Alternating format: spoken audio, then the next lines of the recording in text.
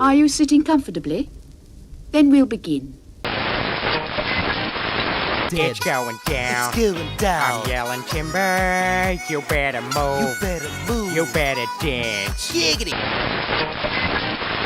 His name was Ernie, and he drove the fastest milk cart in the West.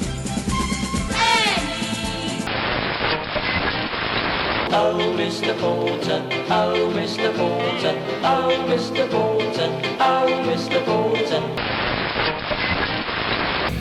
It's just too physical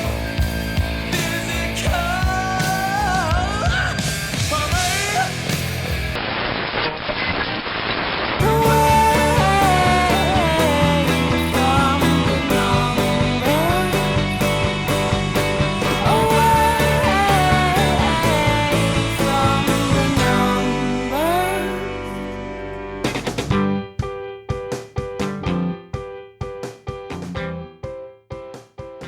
Well, hello again everyone, and welcome to episode 103 of There's Still Time, the AFTN Podcast.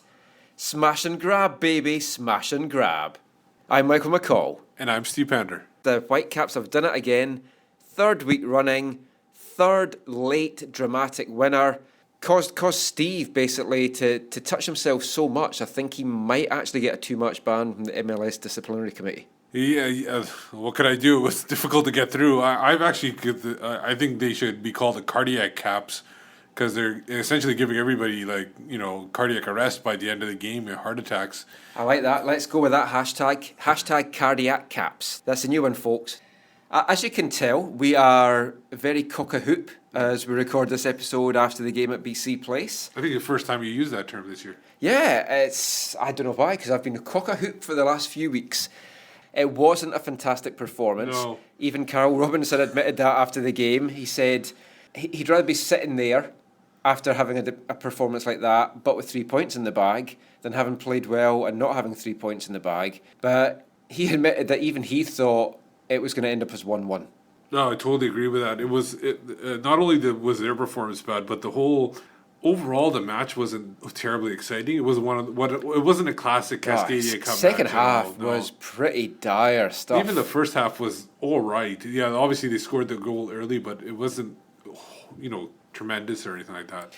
But we'll go into a little bit of analysis of the game very shortly. Only thing I want to mention just now, though, is the possession side of it.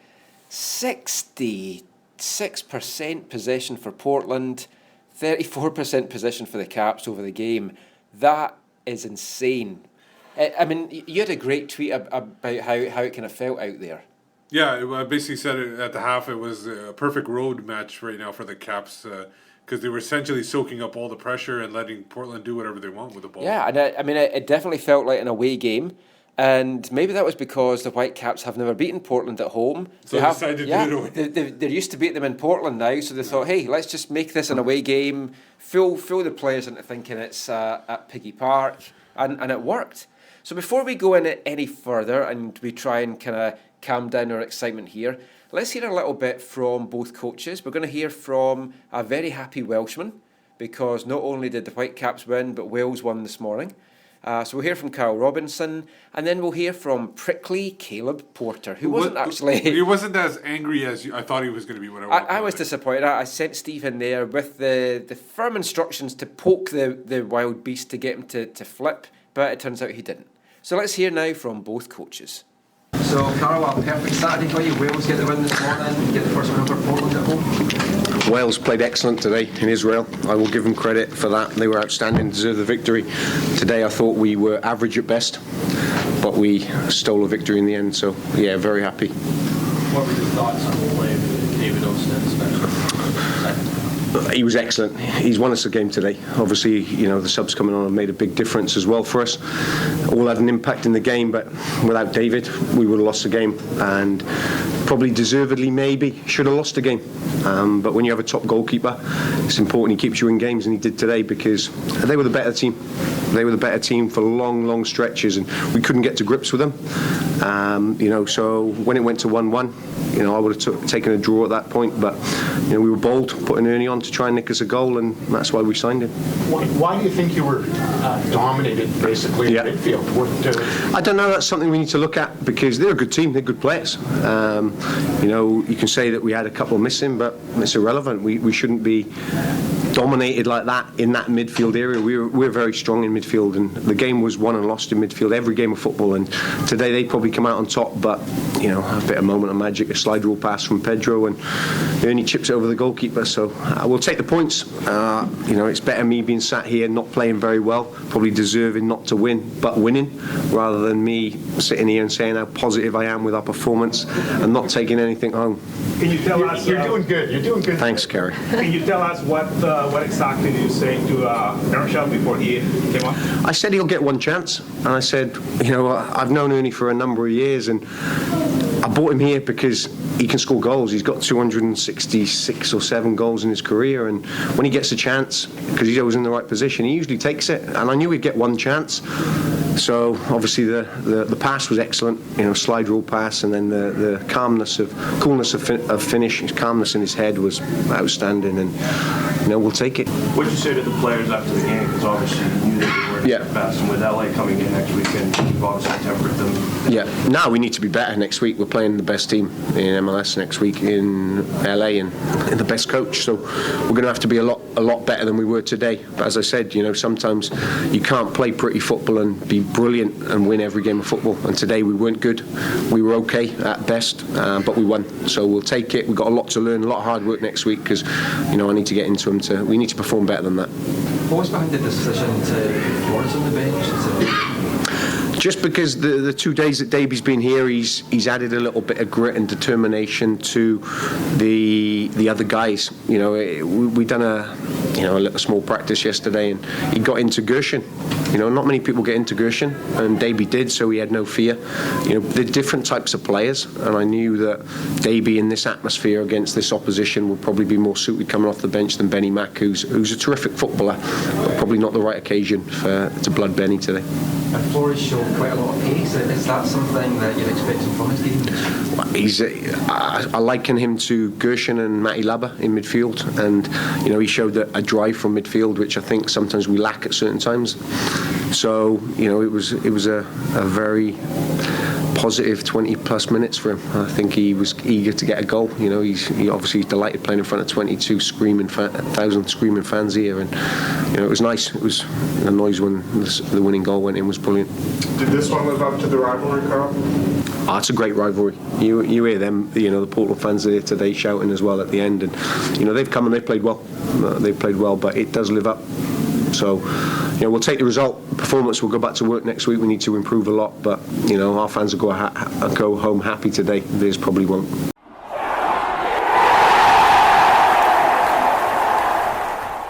It was a counter. We played well. We dominated the game. We were far and away the better team.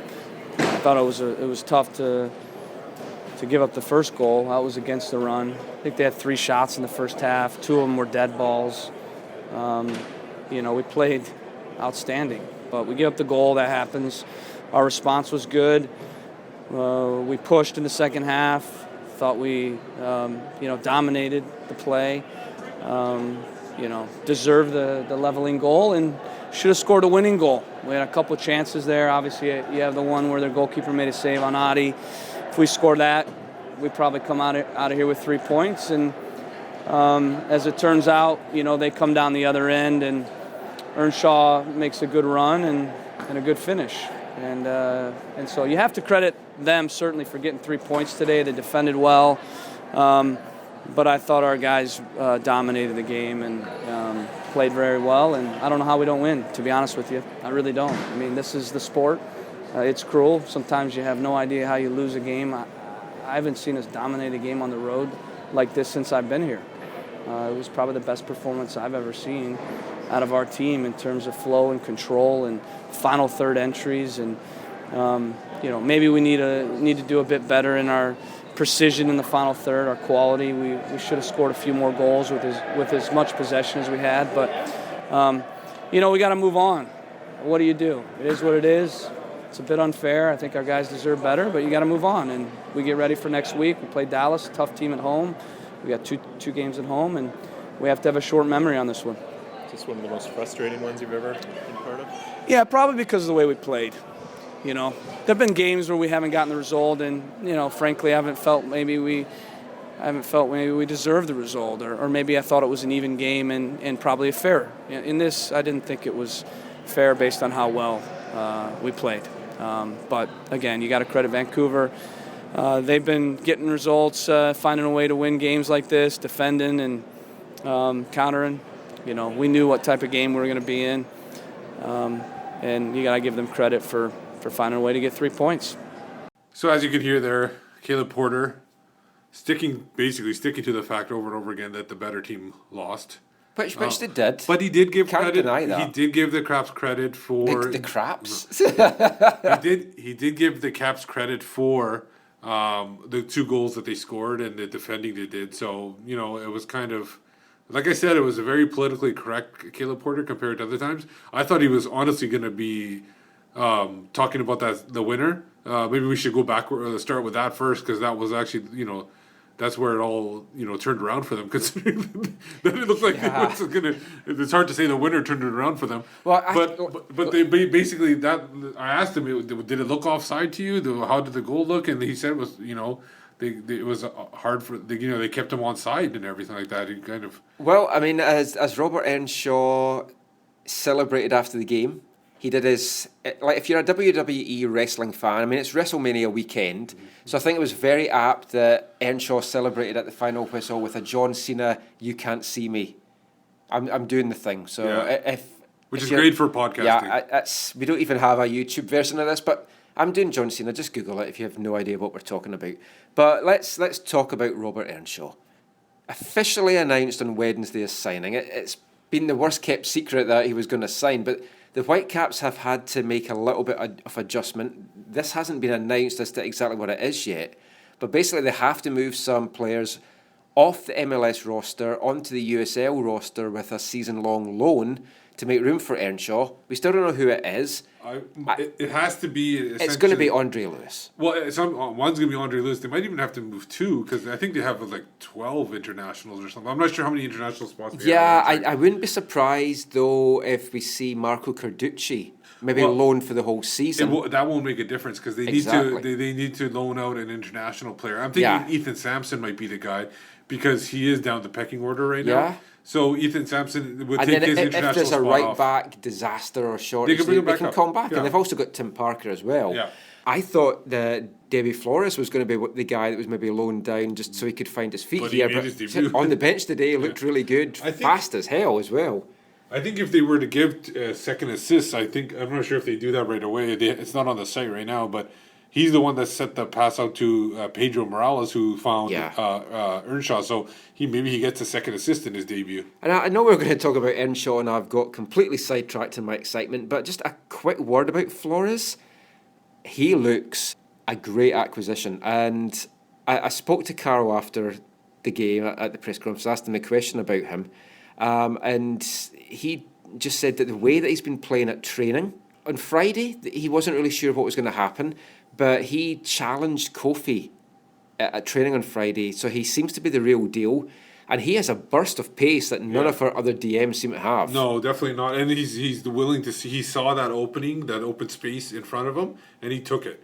And maybe guys like Laba or Kofi maybe are looking to outlet that pass out to the wing or something like that. But he went straight forward and took it, and obviously nothing came of it, but it was definitely good to see that somebody doing that from that position. Very, very impressive. So let's start with Mosquita's goal. We're going to go for Earnshaw, but let's change things up. So Mosquita's goal, amazing free kick. Yeah.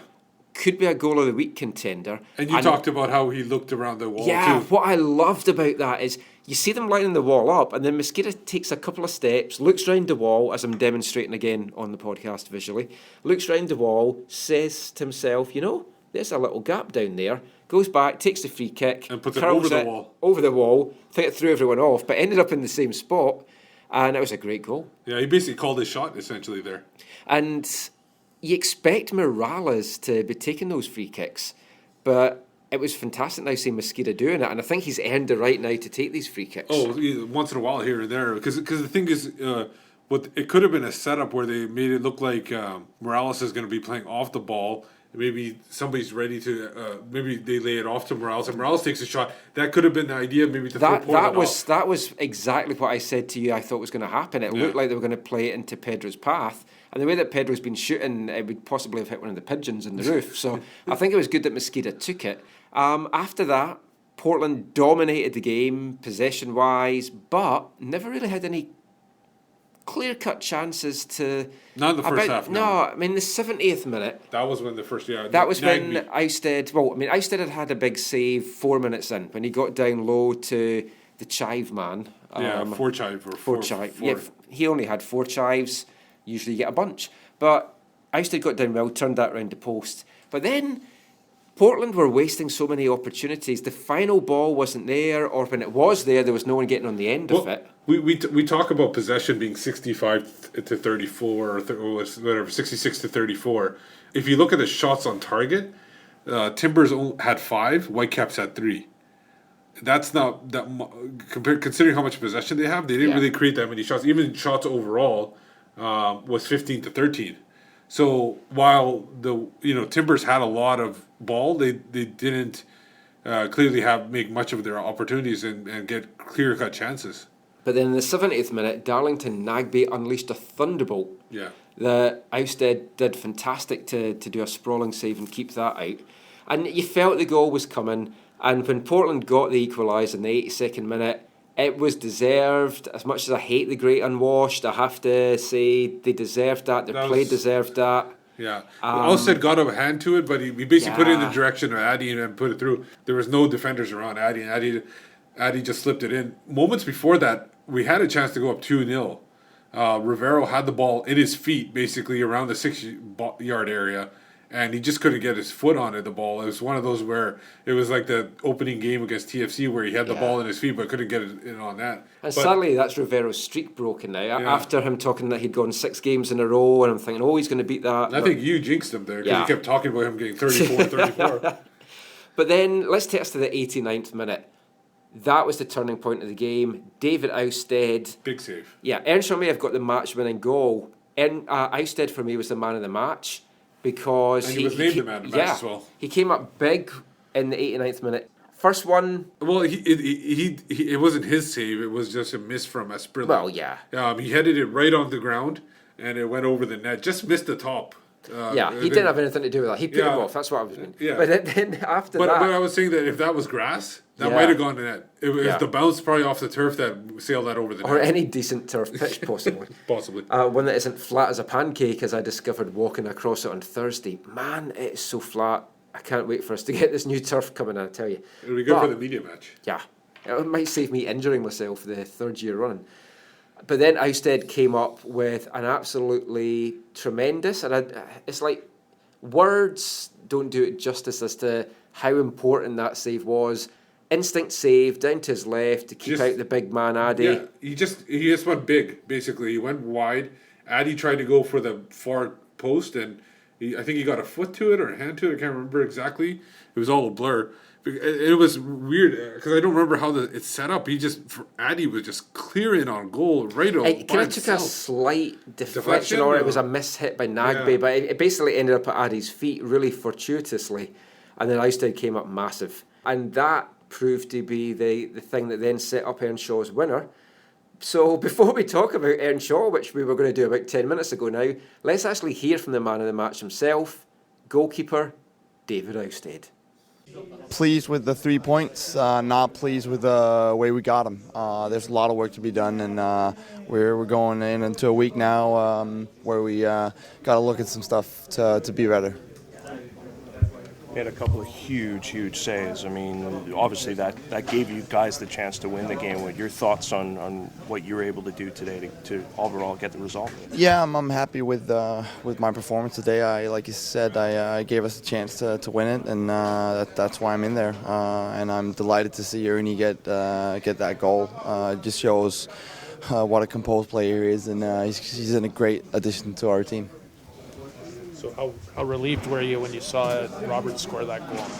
Fantastic. I was thinking another week, another steal in the 90th minute, and you know what? It won't always be pretty, but if we can get away with 3 points in these games, it's looking good.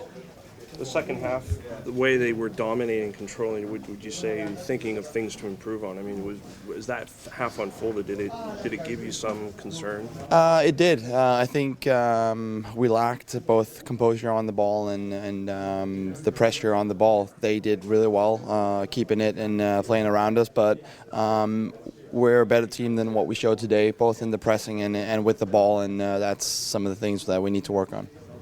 So David Ousted there, very happy with his saves and very happy with the victory. So let's finally get to the man of the moment, Robert Earnshaw. Another great day for Wales, as we said at the start. And was he inspired by the win over Israel? He said he was, and we'll hear from the man himself shortly. But he said he watched that game this morning, as did Robbo, and it kind of inspired him to come and have a great debut performance. And he has scored so many debut goals. We were trying to work it out before the podcast. It's something like 7 different teams that he's played for that he's got a debut goal. Yeah. In MLS alone, though, he's played for 3 teams now, Vancouver, Toronto, Chicago. He's scored in the home debut for all 3 teams, and he's scored in the actual debut now for Vancouver and Chicago. There's just something about debut performances that bring the best out of Earnshaw. And he earned his money, whatever, we don't know what money he's on, but he's earned his money today. It was the deftest of flicks over the advancing Portland keeper. It's just the experienced striker. Yeah. And didn't panic.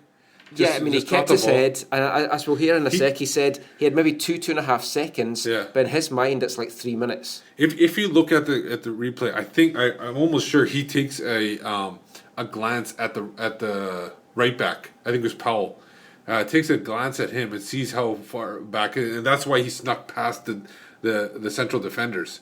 And once that pass was made, he was they had no chance because they were just standing there looking at him. And you could say you can't buy that experience, but the Whitecaps just did. Yes, and it was a good buy. Yeah, Can you imagine? It was like goodbye to Portland after that. What would Maddox done with that? See that. I think he would have been called offside first of all. Yeah, well, yeah. Although we shouldn't knock Maddox, he just scored his 7th international goal for Jamaica. In 18 appearances the other night. That's a good so that's actually pretty impressive. But I mean, Darren's just further down the pecking order now. Yeah. So again, we have to look at a trade, as we kind of mention every couple of podcasts. But anyway, back to Earnshaw. That experience is going to be crucial to the Whitecaps. When I spoke to Carroll pre-season about what Earnshaw could bring to the team before he was signed, he said, imagine having a guy like that on your bench that you can bring off the bench when you want to have one last throw of the dice. A guy that's got 250, 260 goals over his career. I mean, that, and with Rivero and with Pedro hopefully finding form, the Whitecaps are going to be a force to be reckoned with. Yeah. And grinding out these wins when they're not playing well, that's what champion teams do. And this is maybe early, and I meant to ask Carroll this in the post-game presser, but I was just so excited. It's very early in the season. We're still in March, still in the first month, but a 6-point gap over Portland, which, looking at the long game, that could be crucial for playoff spots down the line. It definitely helps in the short term for sure. It'll get everybody excited down here. Get the points on the board now, and then when we have our summer slump, which we're away from home for something like 5 or 7 games, this is when you want to get the points on the board. That's why this homestand is pretty important. They need to get points in almost every game and a couple of wins at least. So we spoke about Robert Earnshaw. Let's hear from the little Welsh wizard himself. Robert Earnshaw, very, very happy after his first Whitecaps goal. Robo said you were going to get one chance. You got one chance and you converted. How did it feel? Oh, amazing. Listen, the length of time I've been playing football and that feeling of when the ball hits the net, oh my God, it's the best. It's the best. When you saw him coming out, did you have enough time to think that, the best play was to maybe just chip it over top of him? Well, I mean, within those split, maybe 2.5 seconds, my mind is going it's like 3 minutes because I have to know what to do, when to do it, and react to what he was doing. So when he came out, I had a few options, so I had time. But obviously, the best option was what happened. That was a nice little kind of John Cena, you can't see me celebration you did at the final whistle. It was. I didn't know what to do. It was just, I was so emotional. I was so happy that I kind of lost myself a little bit, So, I mean, that's credit to everybody here. I've got to point out, I scored and everything, and I scored the winner, but it's not possible if, Pedro doesn't see me, David Ousted doesn't make a save maybe a minute earlier, the defending, and the amount of work what we put in, So all these things, I've got to. That's the game, that's what I see out there. So, I mean, it's credit to the whole team. It wasn't nice today. It wasn't a good performance because we can do better. We can keep the ball better. We can dictate more. There's a lot more to come from this team. But, it's, when we can do this and win in that way and where we feel that there's a lot more to come in the tank, that's a good foundation to have. And how many debut goals is that you've got now in your career? I'll leave it to you guys to get on Google or something, but I don't know, but it's a lot. Yeah. It's a lot. It's funny because Carl was saying to me just now that as soon as I came on, he just felt that I was going to score. It's a debut and I'm going to score. That's what he's saying. But I was thinking, I just need a chance. Just give me one chance. But it's amazing because, it's the amount of times you see debuts and things just happen to go your way in games, especially when it's focused on one player. It's my debut and everything, but what amazing feeling. A little inspiration from that Wales win earlier this morning? Yeah, definitely. I mean, I was watching Gareth Bale actually this morning. I watched the Wales team win, and so I came in here trying to make my debut in a good mood. My country won today, and I was really pleased about that.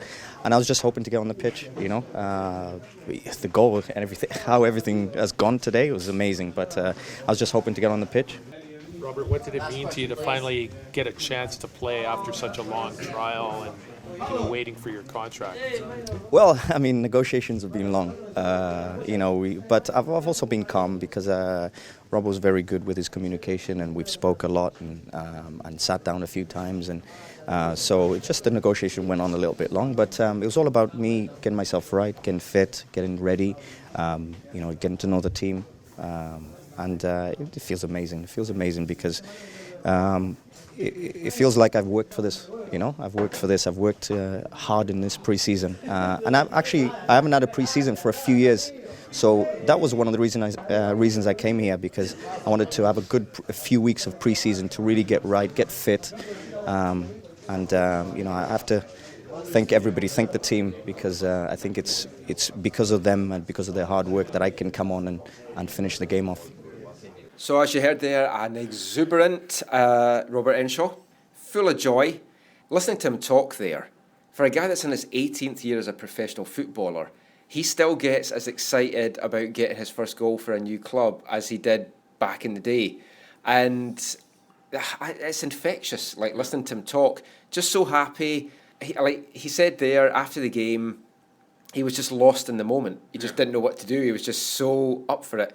And watch for our photos up on AFTN, hopefully later Saturday night, maybe early Sunday, where he's riding Waston off the pitch, he's just so excited. Oh, yeah. And that's the stuff that we need for the locker room, and it's just another player that's just going to add to this great atmosphere. He's definitely going to be an infectious personality in there. And winning games like this, winning 3 straight, having 3 dramatic late winners. 2 which people say you didn't deserve. Yeah, well, they're always going to say that. Yeah. And we didn't deserve it tonight. This one was a definite. Definitely can't go with that.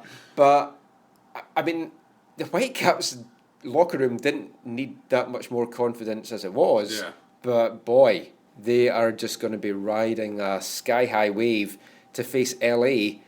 We may get our first win against LA, get that monkey off our back. Now, hopefully we can do that done. And LA lost today against DC as well, so... Yeah. Hey, we are the form team just now. Good to hear. Well, FC Dallas, you got them really well. And Portland is still winless. Caleb Porter has never won an MLS match in March. Interesting. Yeah, they always seem to get off to slow starts last year too. And Dallas always seem to get off to great starts and then almost blow it. And then, and the thing is with Caleb Porter, Diego Valeri and Will Johnson, they're probably not going to come out till mid-May. Yeah. He was mentioning that in his scrum. So it'd be interesting to see, how they are able to maintain it and keep going without two of their best players in the midfield. And I think they're going to struggle for a few weeks to come. They've had a really tough start to the schedule. I think I read something like the teams that they've played for the first 3 games were the teams that's won 5 of the last 6 MLS Cups. Well, they're playing FC Dallas next week. They're hosting them at home. So they now, got to go there with it. And now they're playing the table toppers. So they're the ones that actually probably the most informed out of all the teams. And they've had injuries. They didn't have anyone away on international duty because they managed to recall Alves Powell. Not that it helped them. But they showed their dirty side today. I mean, Caleb Porter, as we all know now, made a lot, as you heard in the last podcast, about how physical the Whitecaps are. But Caleb Porter should have a look at his own team because they singled out Adekugbe, I feel, today, knowing that he had bad ribs, and there was a couple of challenges on him. Ridgewell in particular, when they pushed him down the box, they were going for him because he had the sore ribs. I also want to see Ridgewell again after that incident because I felt he maybe elbowed or slapped Adekugbe as well. And then Powell was a bit dirty. He pushed him into the boards. Maybe a shoulder charge, 50-50. But he needs to have a good look at himself. And I'm going to make a prediction here. If Portland don't turn it around soon and continue to have this mixed to bad start to the season, I don't think Caleb Porter is going to survive through the summer, and he's going to be out of there. Well, I think I think the ownership will give him. I disagree with you. I think they'll give him till the end of the year because of the fact of the injuries to Valeri and Johnson. I think that will make a difference. But if he's not able to make the playoffs this year, I agree with you. I think he's gone. I just think he's a highly overrated coach as well, and he just gets by on his college reputation. And he's not one of the best coaches in MLS at all. So we've talked a little bit about Portland there. Steve went to the Portland locker room, as we mentioned earlier. So we're going to hear a little bit of audio from some of their players now. First of all, we're going to hear from Liam Ridgewell. And we'll also hear from goalscorer Fernando Ade and Nat Borchers. We weren't so much fearing that beer today. Liam, second goal gave up. You guys, you were right alongside Earnshaw. Did you feel he was offside, or do you think it was just on your shoulder? No, Alves, I think, we're playing him on. It was just a mistake from us, and it's a disappointing one. You went up against before all the physicality in the box, especially on the set pieces. How do you think that went for you guys? Very well. We didn't score from it, so that was good for us. How did you see that goal unfold, that final score? Yeah, it went through both of us. It's a mistake and something we've got to get over very quickly. How frustrating is it to completely dominate a game like that, squeeze off 65% of the possession, and then have it slip away, at least with a point, slip away? Very frustrating. We dominated the game. We felt we could have won the game. Something we've worked on, and if we keep playing on that, we'll win most of our games. But it's obviously very disappointing. Being one of the leaders on the team, do you think you got to take the positive out of this, considering you dominated the possession and all the chances? Yeah, definitely. Obviously, we've dominated it, and we felt we should have won the game, but we didn't. We lost, so we've got to put that right. A couple times now, results have slipped away in the last minutes. Do you think there's anything you guys need to do to address that, or is that just bad luck? That's just football, sadly. I think it's football, sadly. Something we've got to address, but. Sadly, that's football, and hopefully it will turn around for us, and we'll win a few like that, hopefully, throughout the season. Today, we were not able to create a lot in the first half, but we were able to play, which is a step forward. But I think it's just a combination we need to work on and playing more together. What's the key to getting? You got plenty of shots on goal. What's the key to get them into the net? Is that? What's the key to getting the shots into the net? You had a ton of shots. It's football. Such games comes around, and when you are not able to put the ball in the back of the net, the other team comes and try to get the ball in the back of the net. And today we can say the better team lost the game. Of course, it's all about winning, and if we are not able to win, we are not a better team. So that's all we can say. They were better, and that's why they won. What do you make out of going up against the two big guys in Ka and Boston for Vancouver? I've played a couple of times with them, but I think they are pretty much physical. I think in the whole of the league, they are the most physical team I play against, especially the two defenders, because I can turn around them. I asked the referee, you call the same fouls for the other player, the striker of Vancouver, but you don't call it for me. Why? Is it because I'm big or what? So it's just something we got to look into, because if he doesn't call my fouls and he calls the same foul against the opponent striker, it's just something I can handle. I can control that. What I can control is playing my game. And I mean, they played well. Of course, they defended well. They caught our crosses. But I mean, yeah, they're good defenders. You guys dominated the match, as your coach said. Do you take more positives out of this, or is it just you have to take it as a loss and move on to the next one? No, we take a lot of positive out of it. We know Vancouver is a tough team to play against them, especially we playing against them is always a fight. And we come in here to play them outrightly. We possessed the game, we created more chances, we did everything more than they had, but unfortunately they could score 2 goals and we just got 1 goal. And I mean, we take a lot of positive things out of the game. We just need to forget about it as soon as we can and focus on the next game. How did you see that final goal develop? It was a strange one. We're going to have to go back and look at it. We just didn't get any pressure to the ball, and I think we were kind of uncertain about who was going to step to the pass, and I threaded it through, and I think another day maybe he's offsides. I think, we unfortunately kept him on somehow. But to be fair, we created, a lot of chances before that. I thought that overall we were the better team tonight. I'd rather come out of here with, if we'd have tied the game, I would be saying the same thing. I think that it would have been frustrating because we did so well. We had so much of the ball, and on their home field, and we just had a ton of quality. And I think that again, we just need to continue to progress and play the way that we've been playing, and it's going to come. Is there something you can maybe look as a positive, that you're missing a couple of your top players in the midfield, your dominated possession, and then you're getting valuable experience for young players, and you lost the game, but you still came out looking good? Yeah, this is a results business, of course. We're disappointed we lost the game. We do acknowledge, we've got, we've had a lot of guys step up and play very, very well. I think that our system and the players that we have really gelled. And we're missing some players. We got some guys who are on the mend, and we'll be back soon, and that's going to help us. But right now we've got a very good group, and again, I think that we're going to get our stride with that first win. So some of the Portland Timber players there, and as Steve mentioned, they play Dallas next week, and that's going to be a really tough one. And they seem to want to take positives out of this game because they felt they did dominate the game and with possession, but they all agree, they didn't get the result, and that's the most important thing. Whitecaps now continue the second of their 3-game homestand when LA come to town next Saturday. That's going to be another great game, and I wasn't joking when I said before, I really do think this is going to give them the impetus to go on and grind out a result, but they have to be more aggressive at home. They can't play an LA side the way that they played a Portland side. 100% agree. Because LA will rip them to pieces. Yeah, and LA's got the finishers, the much better finishers, and much better purpose in the final third. And Robbo's going to know that, and we're going to see a much different team. We won't look at that too much just now because we'll do a preview show. But that was the first Cascadian derby today of the season. First Whitecaps win of the season for the Whitecaps against Cascadian opposition as they look to three-peat in the Cascadia Cup, make it the quest for 6. Yeah, and we'll get some scarves with that. And it's a Cascadian derby.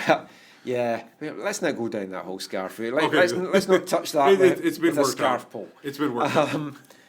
But it's a Cascadian derby weekend because the USL season kicks off for Whitecaps 2 on Sunday as they head down the I-5 to take on Seattle. That's Starfire. I'm going down for the game and really looking forward to it. What's your hopes for the season? We'll talk a little bit USL now, Steve, just to round the podcast up. What is your hopes for this season for the USL team? It's mainly there for development, but I want to see a winning team in the park, and for me, that's the best development it can get. No, 100% agree. Development is the best, number one thing. You got to get the young guys minutes. You don't want to have too many veterans and too many players that really, don't have a future. They might be, initially the best players to put on there to get the results, but they're obviously, they have no realistic future with the number one side, the MLS side. but you want to get the development, but you also part of development, and this is something that we've talked to other residency coaches about, Gordon Forrest and others, about development, and they said that winning is part of that development process, that they need to know how to win those games, they need to how to close out games, and all of that is important. And getting 3 points, there's nothing wrong with getting 3 points. Yes, you want to make sure that the players are getting the right minutes and everything, but you also got to win, because you can't have losing can hamper development. Honestly, winning breeds a winning mentality, which is what Carl wants to have in his locker room in the first team. So they have to go out there and do that, and they want to as well, because they see this as a stepping stone. One of the guys is a Spanish winger, Victor Blasco, who's come through the Barcelona academy, played in Mallorca, and his dream is to come and play in MLS. That's why he's over here. Watch out for an interview on AFTN with him next week, but he sees this as a stepping stone, so he's out to impress in USL to try and get this MLS contract, and all the guys are going to be. And I think we're going to see a competitive and a successful team. Now, I had a chance to speak to head coach Alan Koch, and I spoke to him after Sunday's friendly win against Oregon State, and I also spoke to him training on Friday. So we're going to play the first 2 questions that you're going to hear are me speaking to him after the Oregon game, and then you're going to hear myself and Whitecaps Brandon Timko just having a quick chat with him at training on Friday, just about the Seattle game and the season to come. So here's USL head coach Alan Koch. Changing the city of glass. A new day is dawning. All changing the city of glass. A new day is dawning. All changing the city of glass. A new day is dawning. The 2 games against SFU, Oregon, how do you view the 2 different performances? I think the first 25 minutes or 30 minutes against SFU, I think they gave us a good challenge, and then I think our guys figured things out and picked it up and came out and put in a good performance the rest of the way through. I think today, and I give Oregon State credit for the majority of the 90 minutes, they made us question ourselves at times and made us have to go out there and actually problem solve on the pitch. Having said that, I give our guys credit. It wasn't a great performance, but they figured it out. They got themselves a result. We win, and we should move forward now to the season in good confidence and feeling pretty good about ourselves. And that was the other thing I was going to ask. A week now to the first game, you must just be itching to go. What shape do you see the team in? Yeah, I think we're in a good place. I think we have a good group of players. I think they're enthusiastic, they're motivated. I think they're fit, they're ready. I think we have a good grasp of how we're asking them to play at this stage. It's now obviously figuring out exactly what the starting lineup's going to be. If you ask me right now, I have no clue, because it's not just looking at our group that we have right now. It's also trying to manage the player pool that the group has within the club. But the group that we have here, the group that's been working very hard for us, I'm very, very proud of them so far, and I'm excited to work with them going into the season. We're obviously going to Seattle next week. They played last night, they won. So they picked up 3 points already. They've got that first game, jittery nerves out of the way already too. But we got a good week. We'll put a good week of training in together and go out, give us our best shot, and we're feeling good about ourselves. So there's no reason why we can't go there and win the 3 points. What are you expecting from Seattle? Good club, good team. We played them 2 weeks ago, and to be honest, they played 2 different groups in 45 minutes, where we played a group slightly longer in the game.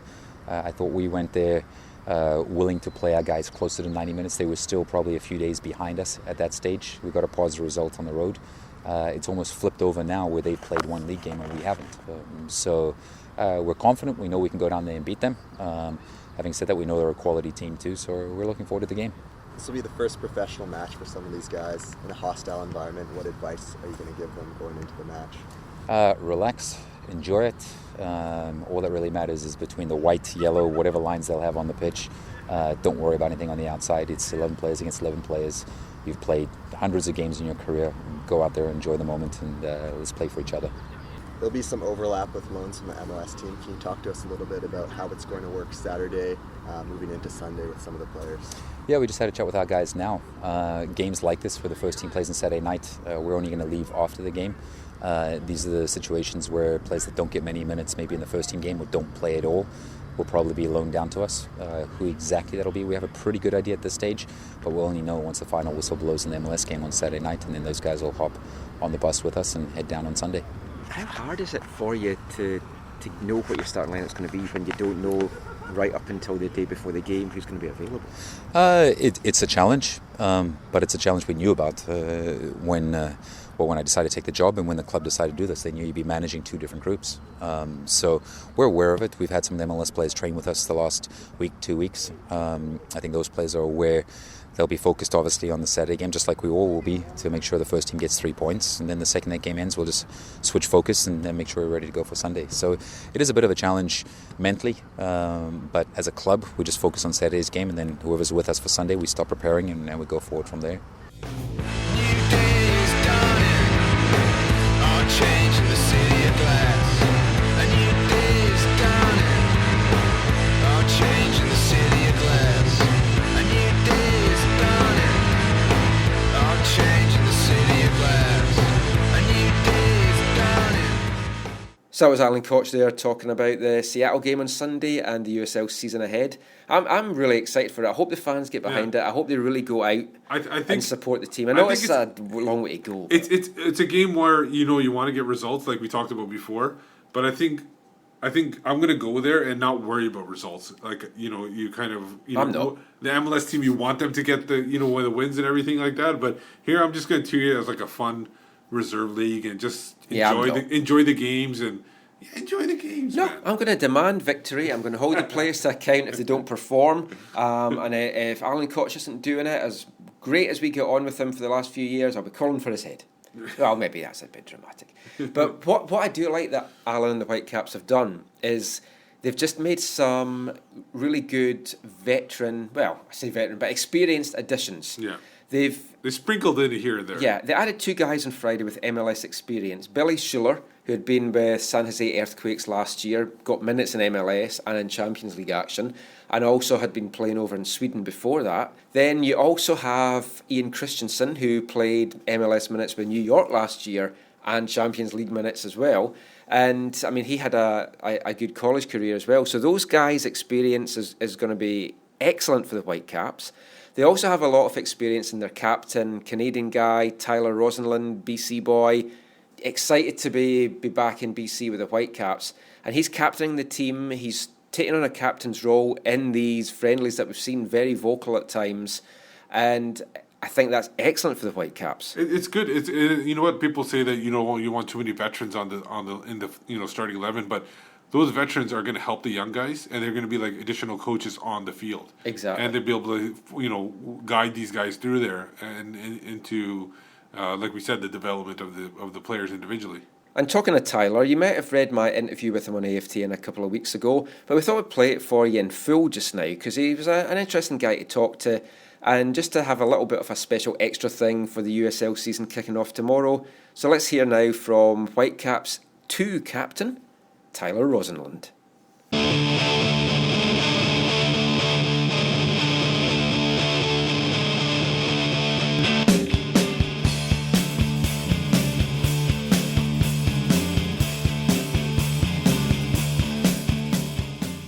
So we're joined by Tyler Rosenlund now. Tyler, welcome back to come in to play back in BC. How does it feel to be back playing at home? It's an awesome feeling. I haven't played home since basically I was 17, 18. I was in school in Santa Barbara 3 years, in Sweden for a year, Toronto for a year, and the last 5 in Rochester. So it's definitely good to be able to play in your backyard and for family and friends. So what is it that's brought you back to Vancouver at this stage of your career? I'm a little older now. I was kind of getting, I've been in Rochester the last 5 years. I kind of thought it was time to try to come home, especially with the Vancouver Whitecaps having a USL team now. The opportunity came up so I could play here, and I wanted to be close to family and friends. And I know it's gonna be a young team. I'm 28 now. I feel like I can give some experience to the younger guys, and hopefully pass on some wisdom onto them. So I was going to ask you about that. I don't want to call you the old man of the team, but it's a very young team. So I mean, has Alan brought you in primarily for that experience, and is that something that you're going to really enjoy, like imparting what you've got with the team so far? Yeah, no, definitely. You know, I don't know the exact reason. I'm sure that was definitely one of the reasons why Alan brought me in. You know, I was on a young team last year with Rochester. I captained the side. You know, I've been in the league now 5 years. You know, I've played professionally 7 years now. You know, I feel like I can help the young guys. You know, you know, this league, you know, it's obviously below MLS, but there's some good teams in this league with, you know, with men. So, you know, hopefully I can give some leadership and expertise on how teams play, and, you know, hopefully I'm able to help the younger guys out. As you say, you've been in the league a number of years now, so you know the league really well. You know how strong and the competition in it. Still early days in camp, but from what you've seen, how do you think the squad shapes up to what you've been used to the last 5 years? You know, I think we'll do well. I think technically, I think they'll be definitely one of the better teams in the league. You know, LA Galaxy 2 was the first MLS team to have a team last year, and you know, they're all very technically gifted. They were a very tough team to play. This league generally is very athletic, very very high pace, you know, high pressure. So I think if we're able to you know, pass the ball like we can around this pressure, I think we'll do very well.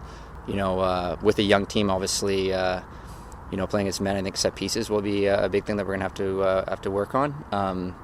But I think the talent's definitely there. So you know, this is great for the young guys. I know when I was at Toronto, there was nothing like this. You know, 30 guys in the squad, and you know, unless there was an injury, you really had no chance to play. So you know, this is a great opportunity for them. And you know, the best example is a couple years ago, Dom Dwyer was on loan from Kansas City with Orlando.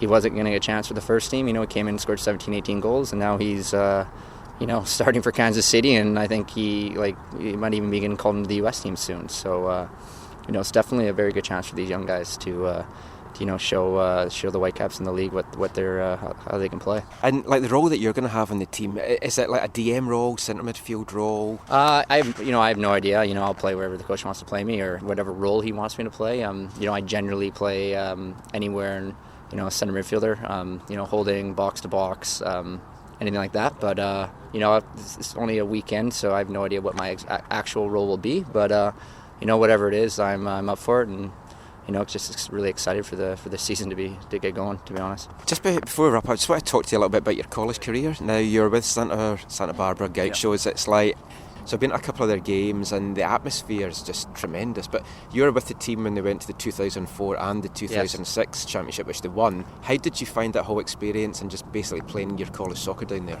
Yeah, you know, the experience there was unbelievable. You know, going in, you know, I was lucky and fortunate.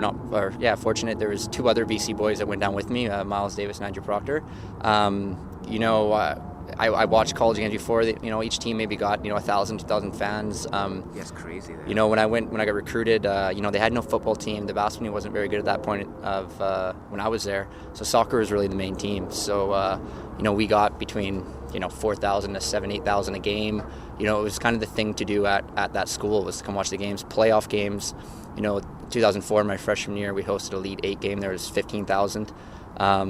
So that was, you know, that was definitely a surreal experience, and definitely prepared me for the pro ranks. And then obviously losing in the final that year was heartbreaking at penalty shots. And you know, I was kind of told that, you know, that probably is not going to happen again, making the final. And you know, 2 years later, we kind of, you know, we kept a lot of the guys, and we won it in 2006. We hosted another Elite 8 game that year as well, and there was 15,000. So it definitely helped, you know, playing in front of people, because, you know, it's one thing when you're playing in front of, you know, 10, 20 people, you know, you're not scared to make a mistake. You know, when you're playing in front of 10, 15,000 people, it's a little more pressure, you know, when you're getting the ball in your own end and you give a ball away, you know, it's a little different. So it definitely prepared me a bit for the program. And, you know, I had a surreal experience there. It was definitely a very, very good experience there. So, for you yourself, coming now to the Whitecaps at the age that you are you still looking at possibly getting a shot to go MLS with the Whitecaps, or is that just nothing that you're looking at the moment? Well, I mean, obviously, any pro wants to play at the highest level they can absolutely play at.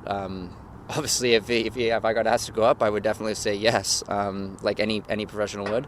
But you know, I know at my age that, you know, it probably won't happen, but you never know, right? So you know, I'm just going to come out every day and, you know, do my best, and, you know, you never know what'll happen, right? So I feel at this point, even though I think for soccer, 28 is considered old, I feel like at this point I'm kind of in the prime of my career. I feel like I'm smarter than I was a few years ago. Still fit. I feel like I feel like I can definitely play at this level. So you never know, right? So see what happens. Well, good luck to the season ahead. Look forward to seeing you, and hopefully the fans come out in force and cheer you on. Yeah, definitely. That's Thank great. you. Thanks so much.